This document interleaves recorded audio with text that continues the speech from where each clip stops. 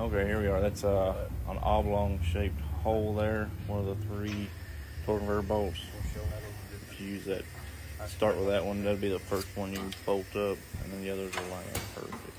So here we are. We're gonna raise this up and get it started. It's a 2011 GMC. It's a 1500 two-wheel drive. These line-up pins here when you get the dipstick tube started in. And then there is a bracket for the fuel lines that is up on the top. The top bell has bolts in. Here we are, got it lined up on dowel pins. Now we're going to get our 15 millimeter universal. It's more of a mid, not a shallow, but deep, half deep universal socket and about a 36-inch extension. And we're going to start that one. And we'll move over. I'm going to start another one over here. Run those up.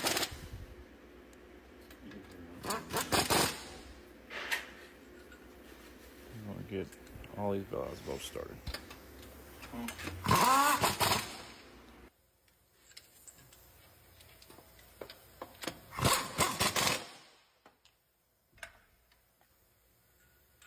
Your boy, cowboy. Shoot, man.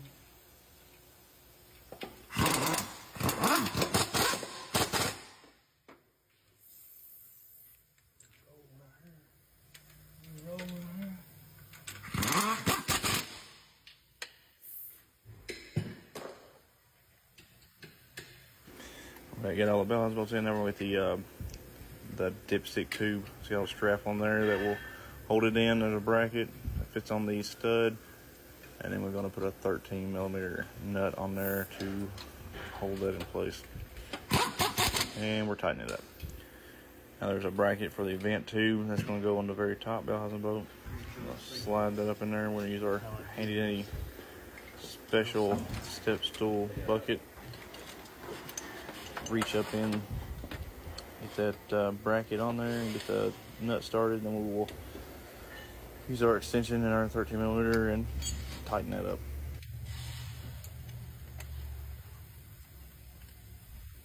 Safety first.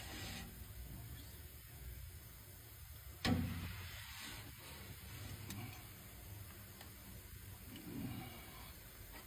on, baby. You want to hurt you? Come on, baby. You get good?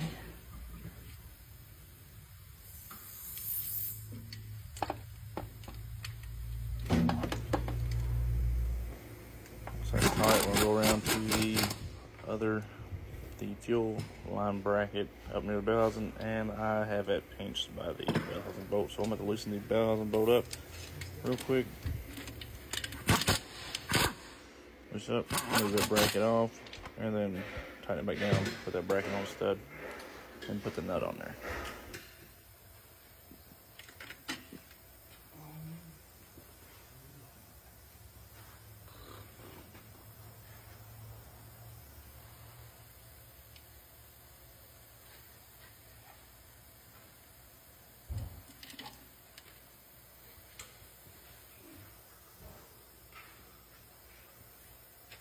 Oh, yeah.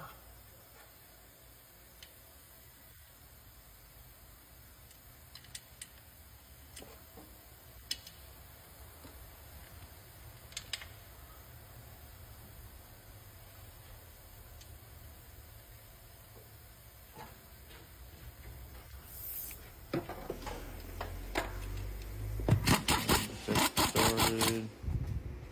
There we go. Next, I'm going to go ahead and get my wires in place. My external wiring harness where it connects to my internal wiring harness, so we can get it started up in my output speed sensor plugged in.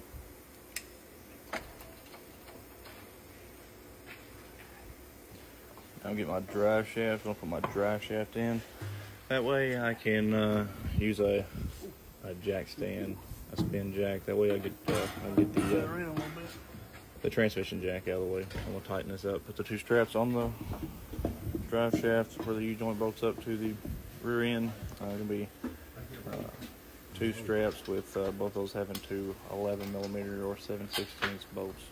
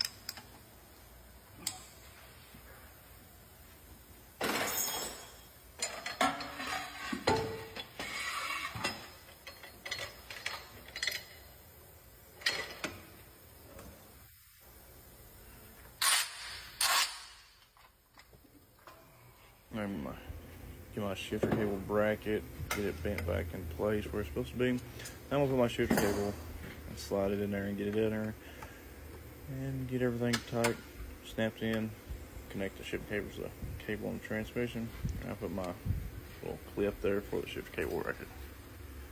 Next I'm gonna go ahead and get my transmission mount started, those 2 15mm bolts. I'll get those started and tighten them up.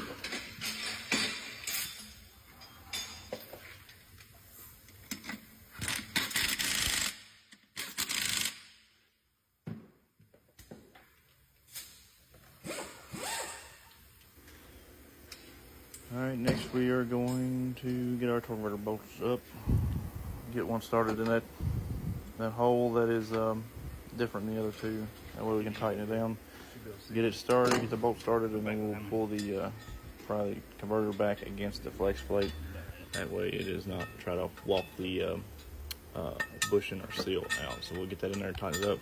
Then we'll spin the flex plate or the flywheel to the next hole and get all 3 bolts tightened up.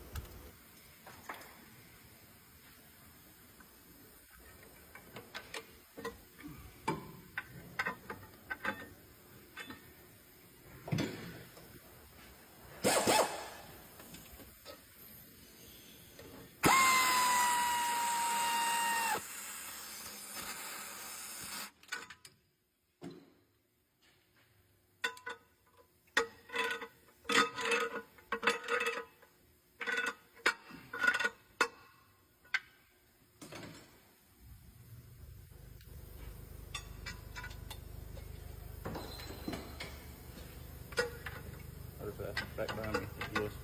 Got 2 more of them put in.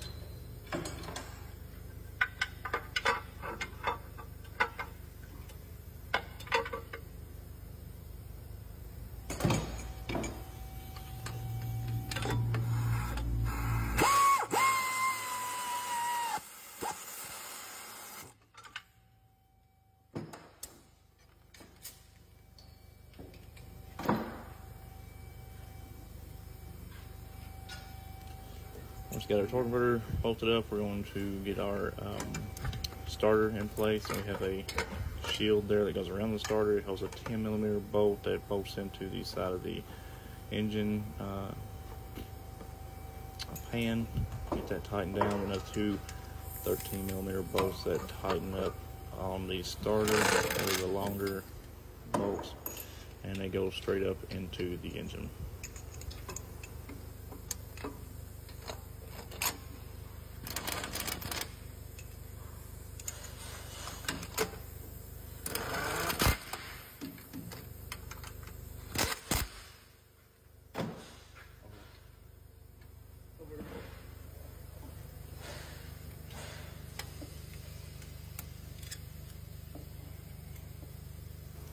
Next, we get our lines clipped into place. Make sure the little clips are in the line fittings, and they should pop right in there. Let's get our dust cover shield or our dust shield there on the bell housing, and get our heat shield here on the side of the transmission with a 2 10mm bolt.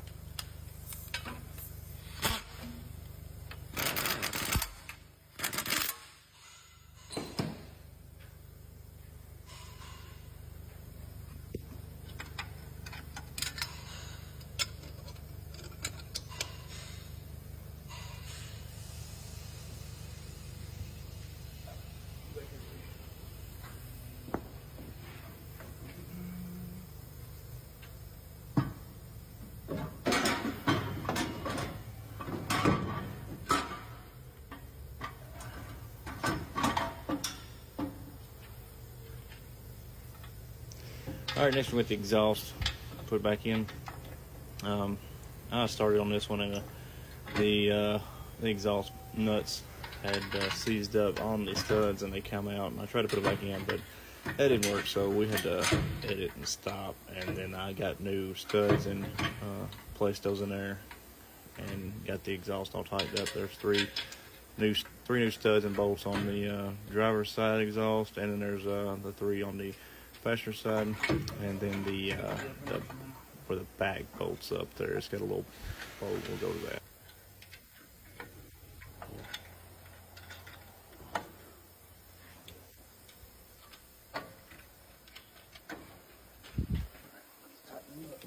Hello. Hey. All right.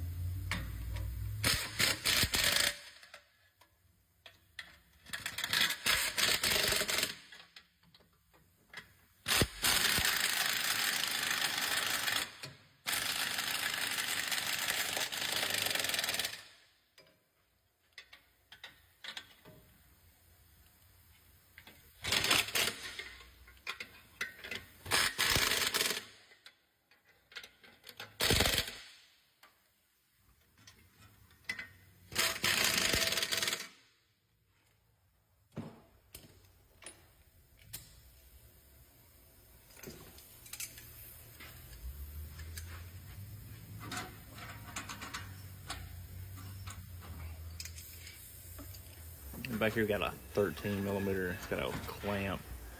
It'll tighten down and clamp on the exhaust and get it tightened up. We have to open up all the way to get that out, and we have to tighten the nut down, the bolt down until it gets in that groove there, and then you want to let go of it and get the bracket in place so you move it, tighten it all the way down.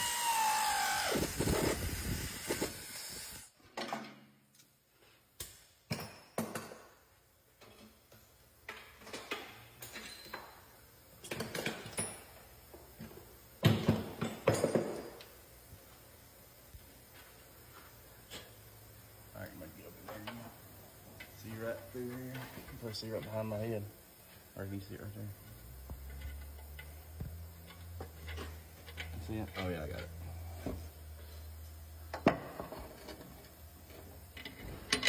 it. Next, we're reinstalling the oxygen sensor. The bank 1 sensor, or bank 2 sensor 1, I guess it would be. We had to take it out to get the nut out on the exhaust. So get that tightened back up, and then we will clip all the exhaust or the oxygen sensors back up, plug those all back up.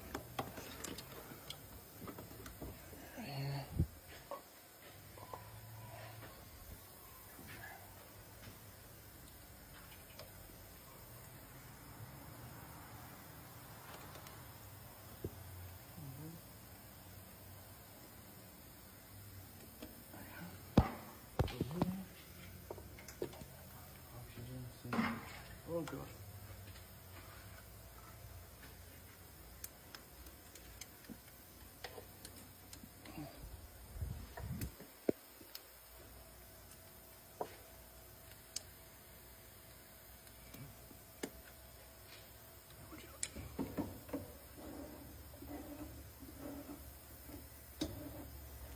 All right, going to jack this transmission up a little bit so we can get our Crossmember bolts in. And I forgot to you put those 2 bolts in the bottom. Sometimes they're the same size, sometimes one's longer. The longer one will go on the side without the oil filter. You don't want the longer one poking into your oil filter.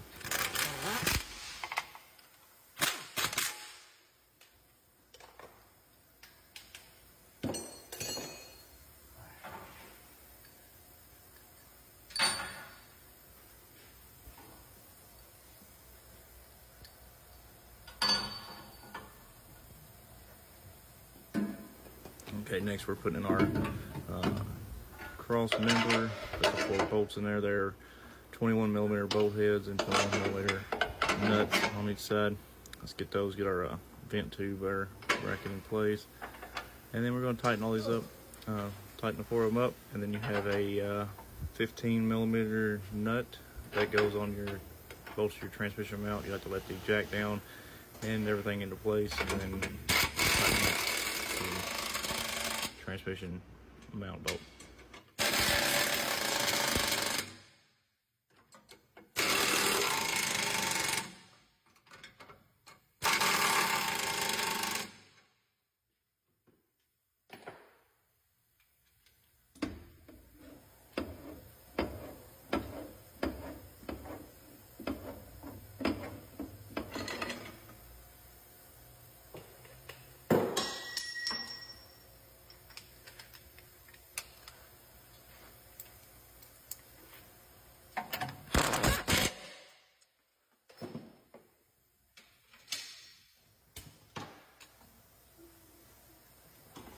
Alright, once that's done, we'll get everything out of the way. And the transmission is completely installed. Now it is let down. This one here will probably take about 13 quarts of transmission fluid.